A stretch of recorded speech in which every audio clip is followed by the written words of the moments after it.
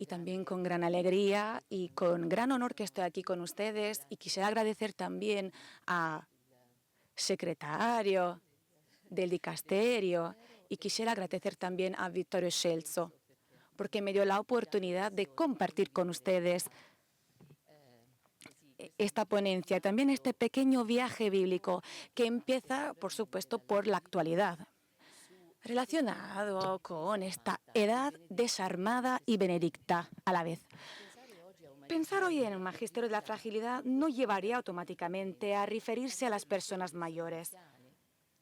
En el mundo occidental, la fragilidad se entiende sobre todo en sentido psicológico y moral, especialmente vinculada a los adolescentes y a los jóvenes. Matteo Saudino, profesor de filosofía de Turín, muy apreciado por sus estudiantes, pero también por muchos adultos, ha publicado recientemente un libro titulado Almas frágiles, poniendo de manifiesto cómo hoy Platón y Aristóteles pueden ser brújulas, por así decirlo, para navegar los mares de la fragilidad, en el intento de encontrar, a dar un sentido a nuestras existencias y de procurar vivir libres y felices. Se trata de una brújula no solo para la vulnerabilidad de los jóvenes, sino en realidad para cualquier edad, puesto que hoy el límite entre juventud y vejez se ha desdibujado hasta el punto que incluso el lenguaje mismo se ha visto influenciado por ello. Las corrientes psicológicas más recientes hablan de las personas de 60 años. Yo creo que ya conocéis esta palabra, ¿eh? Se hablaba de personas que están encarando esta especie de sesantescencia. No se hablan ya de personas de 60 años. O sea, se utiliza esta palabra que se parece a la adolescencia, ¿no? Debido a esta falta de madurez que se parece mucho a las que tienen los de 16 años, ¿no? Somos todos de 16 años, todo bien, perfecto.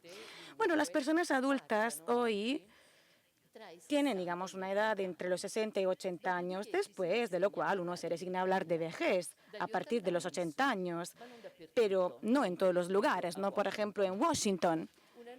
Bueno, hay una nueva terminología que nos ha obligado no solo el enorme repentino aumento de la esperanza de vida humana, también una transformación radical de los cánones tradicionales de las edades de la vida. En el pasado, incluso en Europa, estaban, digamos, marcada por los ritmos naturales, es decir, que la infancia terminaba cuando el cuerpo experimentaba el desarrollo y se preparaba a través del breve puente de la adolescencia para la edad adulta, aunque desde nuestro punto de vista actual se tratara todavía de una edad casi infantil, es decir, la edad de la maternidad y la paternidad. En la Biblia, por ejemplo, a los 12 años la niña se convierte en una mujer y por eso tiene que casarse, ¿eh? A los 12, 13 años. Después de ello, comenzaba la vejez con los nietos, que podían aparecer también antes de los 40 años. Es decir, a los 35 ya nos convertíamos en personas mayores. Y hoy, en cambio, no solo todo se ha pospuesto en el tiempo, sino que también ha cambiado por completo. Se pueden tener hijos incluso a los 60 años, ¿eh? Por si alguien quiera, que hasta hace apenas unas décadas era considerada plena ancianidad. Y así volvemos a abordar el tema de la fragilidad en relación con las personas mayores. ¿Se puede hablar hoy de fragilidad en su caso? O mejor aún, ¿en qué sentido serían frágiles las personas mayores? Por eso es muy importante aclarar que no podemos, digamos, crear una especie de flat magisterio, es decir, un magisterio plano basándonos únicamente en la edad cronológica, que se pueda aplicar en todo el mundo y las distintas condiciones humanas, sociales y culturales de las personas mayores en todo el mundo. Las personas de 70 años de Roma no se pueden comparar con los de Sudán o de Mongolia. Y si vamos a quitar también y a excluir la vulnerabilidad física, por supuesto, hay una mayor vulnerabilidad física en todas las personas de 70 años, en todo el mundo, respecto a una persona joven. Esto sí puede de alguna manera tener algo en común en todos los ancianos, las personas mayores en el mundo, porque las enfermedades y la debilidad física pueden afectar más en la edad avanzada y aumentando también su fragilidad psicológica.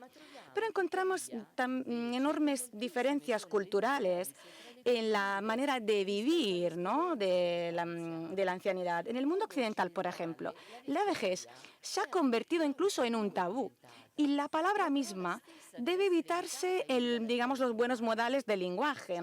Esto es una señal de lo que explicó muy bien en su libro que publicó hace unos años este teólogo italiano Armando Matteo, en su libro que se titulaba Todos mueren demasiado jóvenes. Cómo la longevidad está cambiando nuestra vida y nuestra fe. Y él dice, nadie, absolutamente nadie de nosotros, ciudadanos del occidente avanzado, acepta ya considerarse o ser considerado como viejo. Cualquier que sea la edad a la que alguien muera, muere joven, más aún, demasiado joven, ¿eh? Todo ello porque la vejez de nuestro tiempo desapareció, ha sido marginada, se convirtió en algo obsceno, se considera algo indigno de ser nombrado, expulsada del ciclo natural de la existencia humana. Nos encontramos así como mencionaba con Armando Matteo, estamos encontrando el efecto más, digamos, desconcertante del actual fenómeno de la longevidad masiva. Y gracias a ella, ya no pensamos simplemente que tenemos una vida más larga que nuestros antepasados, cuya última etapa se llama precisamente vejez y estaba naturalmente orientada hacia el acontecimiento de la muerte. Más bien creemos disponer de varias vidas, varias existencias, múltiples posibilidades. Por ejemplo, Massimo Cacciari, que es un amigo de nosotros, él se casó a los 80, hace unos meses, ¿eh? Bueno, está bien. O sea, es un buen ejemplo esto para decir que tenemos una nueva posibilidad, ¿no? ¿Qué significa casarse a los 80? Tenemos una nueva ocasión, por así decirlo, donde podemos volver a empezar desde el principio y gracias también ser siempre jóvenes y sobre todo disponibles a nuevos cambios, proyectos, eternos, digamos, practicantes en el laboratorio de la existencia, ¿no? Y yo creo que Armando Matteo lo explicó perfectamente. En cualquier caso, nunca adultos, nunca viejos, nunca simplemente mortales. Por eso se muere siempre demasiado joven y también se quita de la muerte este valor como asunto último y decisivo para la calidad misma de la vida, algo que para nosotros los cristianos representa un problema muy importante porque nosotros creemos en la resurrección y para la resurrección necesitamos la muerte, o sea, la muerte y la resurrección. Esto es muy importante. Queda, por lo tanto, que en una sociedad en la que las personas mayores son físicamente mucho más fuertes, ¿no?, mucho más fuertes, reitero, que hace apenas unas décadas, gracias a los avances de la medicina, al menor desgaste laboral y a las grandes oportunidades también que ofrecen las ciencias genéticas, la digitalización de las relaciones, la robótica, la inteligencia artificial y la cirugía estética. Y bueno, esto es algo que convierte a ellos en seres fuertes. Pero, digamos, ¿cuál es, digamos, la forma de fragilidad que se encuentra en las personas mayores? Es su aislamiento, el aislamiento de los adultos, de los jóvenes, esta ruptura del cordón umbilical que en otros tiempos unía las generaciones. No es casual que al enorme crecimiento de la población, digamos, anciana, de los mayores en todo el occidente, corresponda a la mayor crisis demográfica de nuestro tiempo, porque por las calles de las ciudades italianas, uno de los países europeos con menor natalidad, lamentablemente, se ven sobre todo, digamos, caras blancas, teñidas y apenas algunos rizos dorados de niños pequeños. Ni que hablar de nuestras iglesias y nuestras comunidades religiosas, donde los pocos italianos y las pocas italianas tienen más o menos 70, 90 años. O sea, tienen un espíritu como si fueran niñas, porque yo conozco a muchísimas y muchísimos de ellas, o sea, con 90 años, con mucha vitalidad. Pero hay muchísimos jóvenes y jóvenes religiosas y religiosas que provienen de Asia, de África. Sin embargo, las fragilidades de quienes se encuentran al principio y al final de la cinta de la vida, por así decirlo, para nosotros representan la señal de la fragilidad de la propia cinta. La falta de relación entre personas mayores y jóvenes puede conllevar la desertificación de ambas edades. La falta de los abuelos, digamos que convierte la vida de los niños más insegura, mientras que la distancia respecto de los niños, de los jóvenes, digamos que convierte la vida de los mayores vacía y amarga. Yo soy una abuela con una nieta muy lejos de donde vivo yo.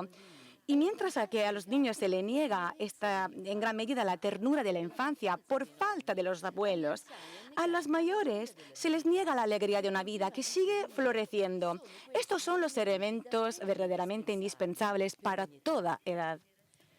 En la generación intermedia, es decir, los adultos, debería ser el nudo que puede unir la cinta de la vida.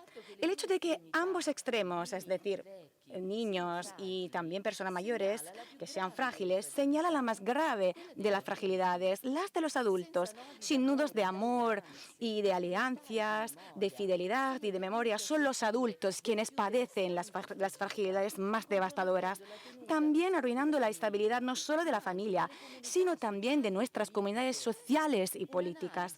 Se trata de un análisis muy iluminante que está haciendo el Papa ahora en España. También se llevó a cabo, digamos, desde una perspectiva geopolítica por este historiador, sociólogo y politólogo francés, Emmanuel Todd, que, digamos, en su último libro, que se llama La derrota de Occidente, que publicó en 2024, él considera la religión cero, es decir, en la pérdida de los valores cristianos, es decir, humanos, la causa de esta desintegración de la civilización y de las democracias occidentales. Digamos, en el Observatorio Romano se publicaron 3 artículos sobre este libro. Ahora vamos a ver la edad desarmada. Hablar de un magisterio de la fragilidad en el tiempo de la fuerza nos lleva a considerar la fragilidad de las personas mayores como testimonio de una presencia desarmada. Y así llegamos a la gran importancia y al valor precioso de las personas mayores en la comunidad humana, en la sociedad y en la Iglesia. La Escritura nos ofrece una brújula, ¿no?, aún más providencial para nuestro tiempo que la de Platón, por ejemplo. La persona mayor cuenta con un arma, es decir, su experiencia de vida, todo aquello que, digamos, los desafíos, las pruebas, los sentimientos crearon, también la reflexión, la meditación, la inteligencia de la realidad han generado en él o en ella. Ningún joven puede contar con esto. Aunque hubiera leído todos los libros del mundo, la sabiduría se puede, digamos, adquirir en efecto mediante el deseo, la necesidad, los encuentros, los enfrentamientos, la investigación, el trabajo, el esfuerzo, los fracasos, la pasión, el hambre, el miedo e incluso la humillación, que se afrontan y se padecen a lo largo de los días, las semanas y los años de nuestras vidas. La sabiduría, como decía Banderas en España, en Madrid, hace unos días, mencionando San Agustín, que nosotros somos los tiempos. Es el ser humano que puede crear los tiempos y son los tiempos que hacen el ser humano. Este es, digamos, el punto fundamental. Es decir, que la persona mayor es, digamos, un acúmulo de estos tiempos. La sabiduría es la verdadera fuerza de todos los seres humanos mortales, preferible a cualquier otra arma de la que los hombres, los seres humanos, pueden contar. Así que lo describe el rey Salomón en el libro de la sabiduría, capítulo 7. La preferida de otros tronos, la sabiduría, y también tuve nada la riqueza en comparación con ella. No la, digamos, comparé siquiera a una piedra preciosa, incomparable, porque todo el oro frente a ella es como un poco de arena y se va a considerar como, digamos, barro comparándolo con la plata. La amé más que la salud y la belleza. Y estos son los valores, ¿no?, muy importantes que consideramos también durante las guerras. Yo preferí a las mismas que a la luz, porque la luz es la primera criatura de Dios, deberíamos recordarnos, como hemos dicho en Génesis número 1. Pero la sabiduría también la preferimos a la luz, porque el resplandor que proviene de ella no se va a extinguir, no va a desaparecer, es la eternidad, porque junto con ella me vinieron todos los bienes en sus manos. En sus manos hay una riqueza incalculable, no hay nada más más importante que el conocimiento de la sabiduría, que, por supuesto, en la Biblia se llama el temor de Dios, está ante Él, no tener miedo a Él. La fuerza bruta es la ilusión del hombre necio, que no entiende que esto puede conducir hacia la violencia, la muerte, y puede suscitar el anhelo de venganza, y que la venganza puede desembocar, digamos, en una especie bueno, el enfrentamiento, ¿no?, que destruye el futuro de toda familia humana. Todo lo que estamos escuchando es lo que va a romper nuestros corazones como seres humanos, la pérdida de nuestra civilización. Incluso la ley es resultado de la sabiduría divina, es decir, la ley bíblica en diálogo con la sabiduría humana, porque, claro, es la ley de Moisés. Se debería, digamos, rociar de sabiduría, es decir, con la experiencia del tiempo para custodiar nuestra vida. Por eso el símbolo de la sabiduría bíblica, y no solo en la Biblia, sino también en todo el Próximo Oriente Antiguo, es la mujer, porque es la matrix y custodia de la vida, porque la sabiduría es la custodia de la vida. En tiempos de los jueces en Belén había hambre a causa de la sequía y faltaban hijos, y los jueces de Israel siempre habían pensado que, según la lógica de Mors tua vida mea, y por lo tanto que armarse contra los pueblos vecinos y enemigos era el único camino de resistencias, pero no obtenían más que derrotas y matanzas.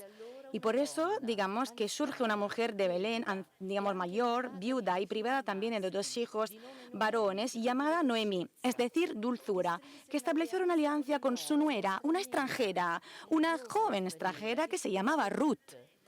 Pero será ella, la anciana, la artífice de este proyecto de colaboración entre judíos y moabitas. Ahora podríamos decir los jordanos, palestinos, y la vieja Noemí, llena de experiencia y conocimiento y de memoria y valentía, sabía cómo aconsejar a la joven extranjera en Belén. Y sabía también que una persona joven es inexperta y necesita sobre todo a alguien que deposite en ella confianza y esperanza.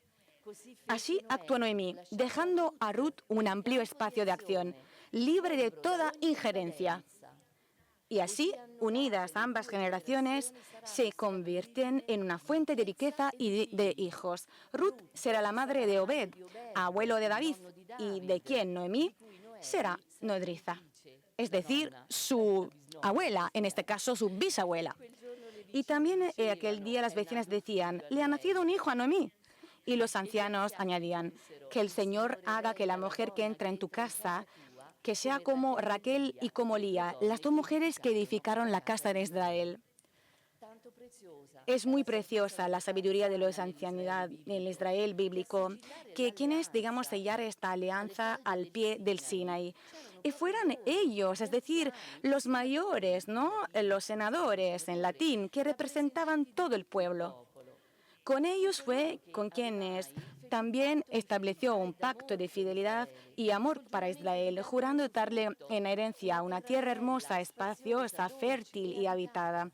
Si observaban sus palabras grabadas en la piedra, no matarás, no robarás, no darás falso testimonio, no te fabricarás un dios de oro o de plata. Con estas condiciones podrían entrar en la tierra de la libertad y podrían quedarse ahí. No es de Israel la tierra prometida. Se encuentra en una tierra que eran, digamos, un pueblo que estaba gestionando personas sin tierra. Se trataba de un pueblo que estaba condicionado en cumplir con la ley, no matar, no robar. Solo de esta manera podrían quedarse para siempre en el país de la libertad y la abundancia. Eran los mayores quienes se comprometían a cumplir todo esto y a transmitir a los hijos y nietos aquello que ellos mismos habían recibido y suscrito. Es por eso que tenemos que honorar a nuestros padres y madres, porque es con ellos que Dios estableció la alianza, porque sobre sus palabras nacía y se construía el futuro del pueblo de Israel, de generación en generación. Por eso con el tiempo los mayores recibirán el nombre de padres, porque ellos son los padres del pueblo. De la misma manera, en la iglesia primitiva eran los presbíteros, los ancianos, que serán los padres de las comunidades cristianas, y los obispos serán elegidos entre aquellos considerados capaces, como decía la primera de Timoteo, de gobernar bien su propia familia y mantener a sus hijos en obediencia y dignidad, porque si uno no sabe gobernar su propia casa y familia, ¿cómo podrá cuidar de la iglesia de Dios? También Moisés, en su tarea de liberador y conductor de la larguísima experiencia del Éxodo, tuvo a su lado a un hombre mayor, su suegro, Jetro, Nosotros pensamos en el Éxodo de Moisés, había muchos de hombres. Moisés a solos no podría hacer nada, no podría ni tampoco decir que sí a Dios. Y él dijo que sí porque estaba cerca de su hermano y también estaba Aarón. Pero digamos que Jetro, el viejo suegro de Mosé, fue muy importante porque Mosé, el hombre que recibió de Dios la ley y la escribió, pero no sabía cómo aplicarla a la vida concreta del pueblo.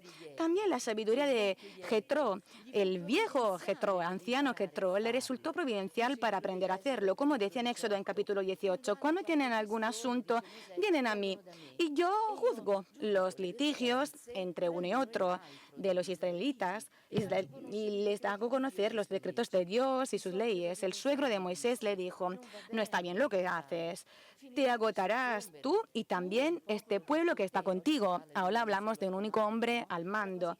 Es algo muy terrible para la Biblia, ¿no? Por supuesto, porque la tarea es demasiado pesada para ti y no puedes llevarla tú solo. También Saúl se va a suicidar porque él pensaba que podía hacer todo él, era el primer rey de Israel y decía, vas a escoger entre todo el pueblo hombres capaces que teman a Dios, hombres integrales que rehacen el soborno. Así aliviarás tu carga y ellos lo llevarán contigo. Porque si tú haces esto y Dios te lo ordena, te lo manda, podrás resistir y también todo este pueblo llegará en paz a su destino. Así todas las causas que la gente presentaba se resolvían con sentencias justas y en tiempos breves y oportunos. De las personas mayores es la sabiduría, es decir, el arte de custodiar la vida entendida como vida común, un derecho de fraternidad y sobre todo una sabiduría indispensable para construir una comunidad de justicia y de paz. Para subrayar la atención que debía reservarse a las personas mayores en el camino del Éxodo, hacia la tierra prometida, tenemos un midrash muy bonito, que es el midrash de la maná, que dice así, cuando la maná descendía del cielo era igual para todos. En los números, por ejemplo, se habla, no sé, una semilla de algo específico, pero al entrar en la boca de cada uno cambiaba, ajustándose a la necesidad de cada persona. Entonces se convertía en alimento sólido en la boca de los adultos, en leche en la boca de los niños y miel en la boca de los ancianos. Bueno, por la fragilidad de su cuerpo, las personas mayores necesitan un alimento suave y nutritivo. Por la fragilidad del corazón necesitan muchísima dulzura. Para un cuerpo y una mente desarmados, necesitan seguir recibiendo y seguir devolviéndose en pura gratuidad. Bueno, la vejez de la Biblia es, digamos, preciosa, que se considera como una de las recompensas que Dios puede dar al hombre justo, a quien observa la ley en todos sus preceptos. La bendición de Dios consiste en tres cosas fundamentales, es decir, el bienestar, la salud, la larga vida, la vejez y también los hijos. Estos tres ejes, digamos que están entrelazados entre ellos y no pueden sostenerse la una sin la otra. La larga vida, por ejemplo, no puede existir sin los hijos, porque en su memoria cada ser humano continúa viviendo en el mundo. De la misma manera, también nosotros como Iglesia estamos en el mundo, por supuesto, con las mujeres asiáticas. Nosotros pensamos que nuestra iglesia no es joven, pero en realidad no es así, porque viendo nuestras comunidades religiosas es muy joven. Hay mujeres asiáticas, pero está bien, son hijas de la vida. Tenemos que quitar estos muros, ¿no?, que solemos utilizar. La riqueza no sería nada sin la salud, entendida no solo como ausencia de enfermedad física, sino como plenitud de felicidad, como don exclusivo de la fraternidad. Es lo que dice el Salmo 133, mirad qué bueno y qué agradable es que los hermanos vivan juntos. A diferencia de la sensibilidad occidental, yo estoy hablando de mi sensibilidad, ¿no?, donde ser mayores es casi una vergüenza. En la época de los patriarcas bíblicos, la edad avanzada era signo de una vida recta, transparencia de la bendición de Dios. De ella estaba colmado el padre Abraham, que murió, digamos, felices, ¿no?, viejo y también sacio de sus días. Bueno, él murió feliz en vejez. También fue reunido con sus antepasados, sus hijos Isaac y Ismael, lo sepultaron en la cueva de Marpela, entre Mambré. Y Abraham, digamos que es el colmo de un hombre que Dios puede dar a un hombre justo. Es convertir el tiempo de la vejez en ocasión, una ocasión de reconciliación, semilla y seno de paz. Hasta entonces separados, los hijos de Abraham, Ismael y Isaac vuelven a encontrarse unidos. Unidos sobre todo en la vejez y en la muerte de su padre. Es precisamente en esa fragilidad bendita del último día de Abraham, donde Ismael e Isaac se hacen hermanos. Como nos ha enseñado el Papa Francisco, los hermanos no nacen, se hacen. Bueno, estas son palabras muy importantes, considerando que Ismael será el patriarca de los hermanos musulmanes, Isaac, el de los hermanos judíos, y por extensión, como dice Pablo, dice que Isaac es Jesús también para los cristianos, porque la edad de la vejez y también el ars moriendi se convierten así, digamos, en la energía más importante de las personas mayores, porque la escuela de la paz, tan necesaria hoy para el futuro de la humanidad. Es decir, empezando por la paz, bueno, el viejo padre puede generar la fraternidad de sus hijos. También lo hizo cuando era mayor, él lo generó dividido, pero no fue padre. Y ahora para ir concluyendo, tenemos que decir que la paz es el objeto del testamento de un hombre justo. También Jesús, en la última cena con los suyos, les dejó este discurso de despedida, cuya única preocupación era esta: que todos sean perfectos en la unidad. Juan 17. Él daba su cuerpo como alimento y su sangre para establecer con ellos y entre ellos la alianza de la paz.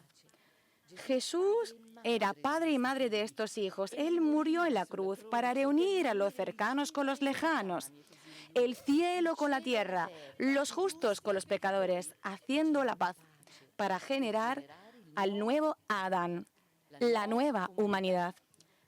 Digamos que al inicio del largo corteo de las multitudes que lo seguían, bueno, se encontraban precisamente dos personas mayores, es decir, Simeón y Ana. Todos recuerden el Evangelio de Lucas, ¿no? Cuando Jesús era un recién nacido, ellos fueron al templo a visitarlo.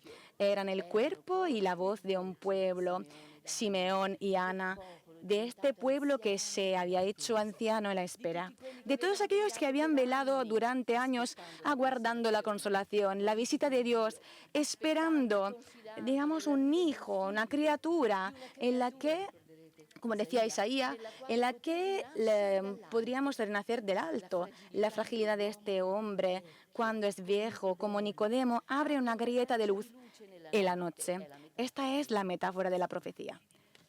Se llega a ser centinelas de la mañana, cuando las horas se vuelven más pequeñas y más largas. Bueno, los mayores, por ejemplo, duermen muy pocos y las horas siguen siendo muy largas, como el sueño de los viejos, que casi naturalmente se transforma en un sueño, como se puede encontrar en el profeta Joel. Después de esto, derramaré mi espíritu sobre todo ser humano, y nuestros hijos y vuestras hijas profetizarán. Vuestros jóvenes tendrán algunas visiones. Los sueños de los viejos, junto con los sueños de los jóvenes, se convertirán en las voces de los profetas, centinelas del amanecer del mundo.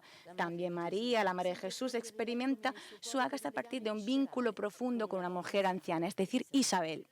Si el ángel de Gabriel no le hubiera revelado que su pariente estaba ya embarazada de 6 meses, quién sabe si María se habría atrevido a decir su sí.